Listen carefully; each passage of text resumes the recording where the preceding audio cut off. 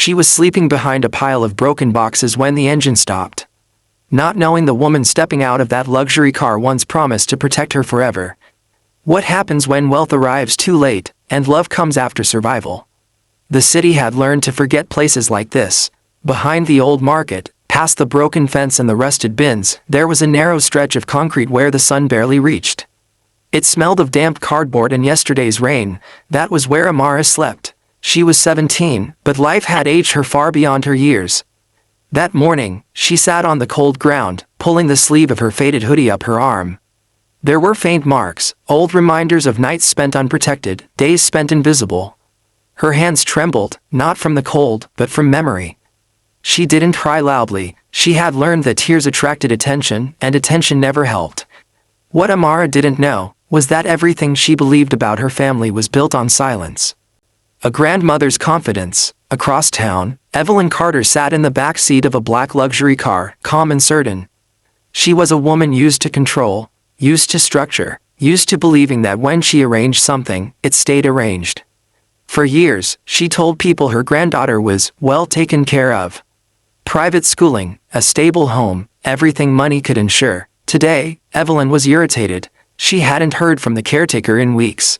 Calls unanswered, messages ignored. "Pull over," she said suddenly, her voice sharp. The driver hesitated. "Ma'am, I said pull over." Something, an instinct she hadn't listened to in years, tightened her chest. The moment time stopped, the car slowed near the market. Evelyn stepped out first, then she saw her, a girl sitting on the ground, curled inward, lifting her sleeve as if checking whether pain still existed. Braided hair, that scar near the wrist. Evelyn's breath caught. "No," she whispered. The man behind her, her assistant, froze as well. Amara looked up slowly, eyes wary. She expected anger, disgust, dismissal. She did not expect recognition. Evelyn covered her mouth, knees weakening. "Amara?" Her voice cracked. The name sounded foreign to the girl's ears. No one had said it gently in years. When truth has no soft entry. Amara stood slowly. "You got the wrong person," she said, voice guarded. Evelyn stepped closer, heart pounding. "I know those eyes," she said. "I held you when you were born." Amara laughed once, short, bitter. "Then you dropped me." Silence collapsed between them. The assistant turned away. Evelyn reached out, then stopped herself. "Where is the house?" she asked, confusion turning to fear. "The school, the support." Amara's lips trembled. "There was no house," she said quietly. "There was a room, then nothing." Each word felt like a blade. The light had lasted years. They sat on a nearby bench. Amara spoke without looking at her. After her mother passed, Evelyn had arranged care through someone she trusted. Money was sent, reports were filed, but reports can be written. Photos can be staged, truth can be buried when no one checks. Amara had been moved, then removed, then forgotten. "I learned early," Amara said, "that promises don't keep you warm."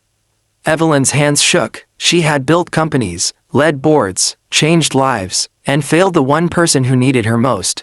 Wealth without warmth. Evelyn offered the car. Amara hesitated. She didn't trust softness anymore. Inside the car, silence reigned. The city passed by like a stranger.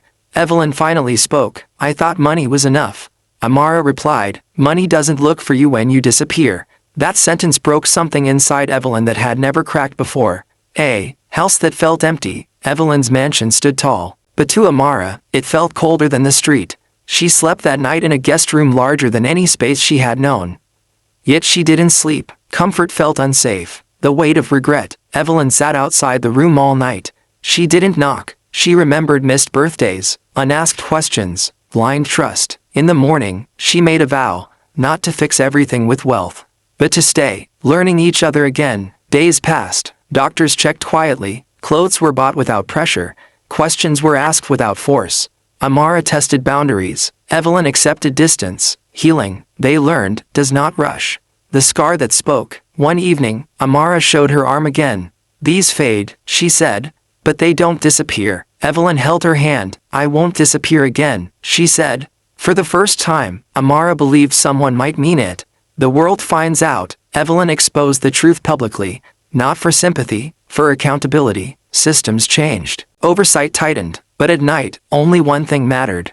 "Are you still here?" Amara would ask. "Yes," Evelyn answered. "Every time. What home really is. Months later, Amara stood in the garden. She wasn't healed, but she was held, and sometimes, that is enough to begin again. Stories like this remind us that silence can harm, and presence can heal.